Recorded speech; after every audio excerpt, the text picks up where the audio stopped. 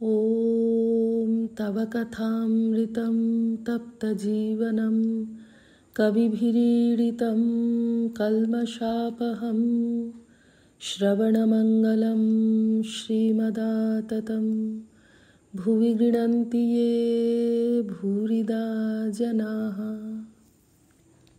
শ্রী শ্রী রথযাত্রা বলরাম মন্দিরে 1885 13 জুলাই।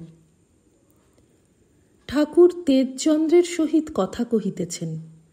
শ্রীরামকৃষ্ণ তেজচন্দ্রের প্রতি: তোকে এত ডেকে পাঠাই, আসিস না কেন? আচ্ছা, ধ্যান ট্যান করিস, তাহলেই আমি সুখী হব। আমি তোকে আপনার বলে জানি, তাই ডাকি। তেজচন্দ্র: আজ্ঞা, আপিস যেতে হয়, কাজের ভিড়। মাস্টার সহাস্যে: বাড়িতে বিয়ে, 10 দিন আপিসের ছুটি নিয়েছিলেন। শ্রীরামকৃষ্ণ: তবে? অবসর নাই, অবসর নাই, এই বললি সংসার ত্যাগ করবি? নারায়ণ: মাস্টারমশাই একদিন বলেছিলেন, উইল্ডারনেস অব দিস ওয়ার্ল্ড, সংসার অরণ্য। শ্রীরামকৃষ্ণ মাস্টারের প্রতি: তুমি ওই গল্পটা বলো তো, এদের উপকার হবে। শিষ্য ঔষধ খেয়ে অজ্ঞান হয়ে আছে। গুরু এসে বললেন, এর প্রাণ বাঁচতে পারে যদি এই বড়ি কেউ খায়। এ বাঁচবে, কিন্তু বড়ি যে খাবে সে মরে যাবে।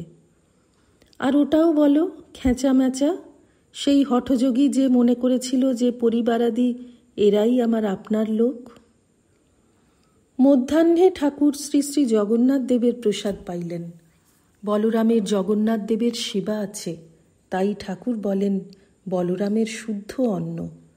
আহারান্তে কিঞ্চিৎ বিশ্রাম করিলেন।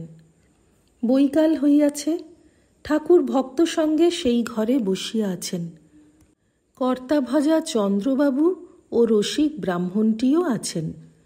ব্রাহ্মণটির স্বভাব একরকম ভাঁড়ের ন্যায়, এক একটি কথা কন আর সকলে হাসে। ঠাকুর কর্তাভজাদের সম্বন্ধে অনেক কথা বলিলেন, রূপ, স্বরূপ, রজ, বীজ, পাক প্রণালী ইত্যাদি। 6টা বাজে। গিরিশের ভ্রাতা অতুল ও তেজচন্দ্রের ভ্রাতা আসিয়াছেন। ঠাকুর ভাব সমাধিস্থ হইয়াছেন। কিয়ৎক্ষণ পরে ভাবে বলিতেছেন, চৈতন্যকে ভেবে কি অচৈতন্য হয়? ঈশ্বরকে চিন্তা করে কেউ কি বেহেড হয়? তিনি যে বোধস্বরূপ, নিত্য শুদ্ধ বোধরূপ। আগন্তুকদের ভিতর কেউ কি মনে করিতেছিলেন যে বেশি ঈশ্বর চিন্তা করিয়া ঠাকুরের মাথা খারাপ হইয়া গিয়াছে? ঠাকুর কৃষ্ণধন নামক ওই রসিক ব্রাহ্মণকে বলিতেছেন, কি সামান্য ঐহিক বিষয় নিয়ে তুমি রাত দিন ফষ্টি নাষ্টি করে সময় কাটাচ্ছ? ওইটি ঈশ্বরের দিকে মোড় ফিরিয়ে দাও। যে নুনের হিসাব করতে পারে, সে মিছরির হিসাবও করতে পারে। কৃষ্ণধন সহাস্যে: আপনি টেনে নিন। শ্রীরামকৃষ্ণ: আমি কি করব? তোমার চেষ্টার উপর সব নির্ভর করছে। এ মন্ত্র নয়, এখন মন তোর। ও সামান্য রসিকতা ছেড়ে ঈশ্বরের পথে এগিয়ে পড়ো। তারে বাড়া আছে। ব্রহ্মচারী কাঠুরিয়াকে এগিয়ে পড়তে বলেছিল। সে প্রথমে এগিয়ে দেখে চন্দনের কাঠ, তারপর দেখে রূপার খনি, তারপর সোনার খনি, তারপর হীরা মানিক। কৃষ্ণধন: এ পথের শেষ নাই। শ্রীরামকৃষ্ণ: যেখানে শান্তি সেইখানে তিষ্ঠ। ঠাকুর একজন আগন্তুক সম্বন্ধে বলিতেছেন, ওর ভিতর কিছু বস্তু দেখতে পেলেম না, যেন উলম্বা কুল। সন্ধ্যা হইল, ঘরে আলো জ্বালা হইল। ঠাকুর জগন্মাতার চিন্তা ও মধুর স্বরে নাম করিতেছেন। ভক্তেরা চতুর্দিকে বসিয়া আছেন। কাল রথযাত্রা। ঠাকুর আজ এই বাটিতেই রাত্রিবাস করিবেন। অন্তঃপুরে কিঞ্চিৎ জলযোগ করিয়া আবার বড় ঘরে ফিরিলেন। রাত প্রায় 10টা হইবে। ঠাকুর মণিকে বলিতেছেন, ওই ঘর থেকে গামছাটা আনো তো। ঠাকুরের সেই ছোট ঘরটিতেই শয্যা প্রস্তুত হইয়াছে। রাত 10:30 হইল। ঠাকুর শয়ন করিলেন। গ্রীষ্মকাল। ঠাকুর মণিকে বলিতেছেন, বরং পাখাটা আনো। তাহাকে পাখা করিতে বলিলেন। রাত 12টার সময় ঠাকুরের একটু নিদ্রাভঙ্গ হইল। বলিলেন, শীত করছে, আর কাজ নাই। তৃতীয় পরিচ্ছেদ। আজ শ্রী শ্রী রথযাত্রা, মঙ্গলবার 31শে আষাঢ় 1292, শুক্লা দ্বিতীয়া, 14ই জুলাই 1885। অতি প্রত্যুষে ঠাকুর উঠিয়া একাকী নৃত্য করিতেছেন ও মধুর কণ্ঠে নাম করিতেছেন। মাস্টার আসিয়া প্রণাম করিলেন। ক্রমে ভক্তেরা আসিয়া প্রণাম করিয়া ঠাকুরের কাছে উপবিষ্ট হইলেন। ঠাকুর পূর্ণর জন্য বড় ব্যাকুল। মাস্টারকে দেখিয়া তাঁরই কথা কহিতেছেন। শ্রীরামকৃষ্ণ: তুমি পূর্ণকে দেখে কিছু উপদেশ দিতে? মাস্টার: আজ্ঞা, চৈতন্যচরিত পড়তে বলেছিলাম, তা সেসব কথা বেশ বলতে পারে। আর আপনি বলেছিলেন সত্য ধরে থাকতে, সেই কথাও বলেছিলাম। শ্রীরামকৃষ্ণ: আচ্ছা, ইনি অবতার, এসব কথা জিজ্ঞাসা করলে কি বলতো?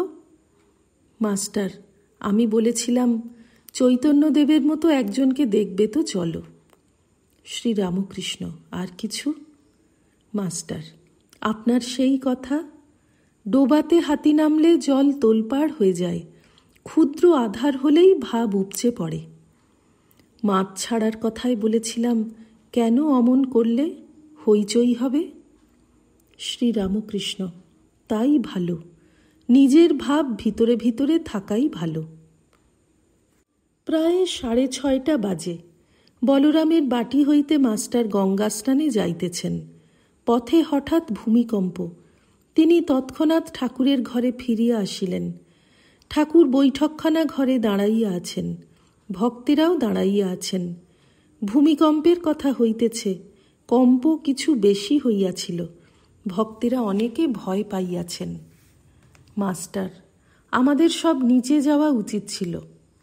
শ্রীরামকৃষ্ণ: যে ঘরে বাস তারই এই দশা, এতে আবার লোকের অহংকার। মাস্টারকে: তোমার আশ্বিনের ঝড় মনে আছে? মাস্টার: আজ্ঞা হাঁ, তখন খুব কম বয়স, 9-10 বছর বয়স। এক ঘরে একলা ঠাকুরদের ডাকছিলাম।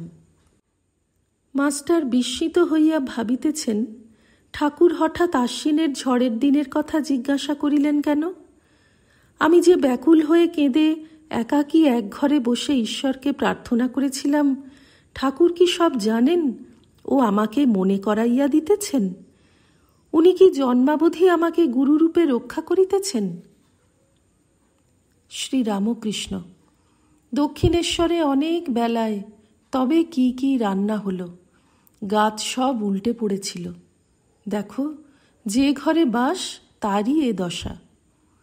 তবে পূর্ণজ্ঞান হলে মরা মারা এক বোধ হয়। মলেও কিছু মরে না, মেরে ফেললেও কিছু মরে না। যাঁরই লীলা তাঁরই নিত্য, সেই একরূপে নিত্য, একরূপে লীলা। লীলারূপ ভেঙে গেলেও নিত্য আছেই। জল স্থির থাকলেও জল, হেললে দুললেও জল, হেলা দোলা থেমে গেলেও সেই জল। ঠাকুর বৈঠকখানা ঘরে ভক্ত সঙ্গে আবার বসিয়াছেন। মহেন্দ্র মুখুজ্জে, হরিবাবু, ছোট নরেন ও অন্যান্য অনেকগুলি ছোকরা ভক্ত বসিয়া আছেন। হরিবাবু একলা একলা থাকেন ও বেদান্ত চর্চা করেন। বয়স 23-24 হবে। বিবাহ করেন নাই। ঠাকুর তাহাকে বড় ভালোবাসেন, সর্বদা তাহার কাছে যাইতে বলেন। তিনি একলা একলা থাকতে চান বলিয়া হরিবাবু ঠাকুরের কাছে অধিক যাইতে পারেন না। শ্রীরামকৃষ্ণ হরিবাবুকে: কি গো, তুমি অনেক দিন আসো নাই? তিনি একরূপে নিত্য, একরূপে লীলা। বেদান্তে কি আছে? ব্রহ্মসত্য, জগৎ মিথ্যা। কিন্তু যতক্ষণ ভক্তের আমি রেখে দিয়েছেন, ততক্ষণ লীলাও সত্য। আমি যখন তিনি পুঁছে ফেলবেন, তখন যা আছে তাই আছে, মুখে বলা যায় না। যতক্ষণ আমি রেখে দিয়েছেন, ততক্ষণ সবই নিতে হবে।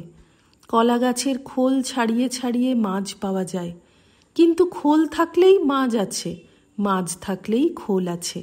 খোলেরই মাছ, মাঝেরই খোল। নিত্য বললেই লীলা আছে বুঝায়, লীলা বললেই নিত্য আছে বুঝায়।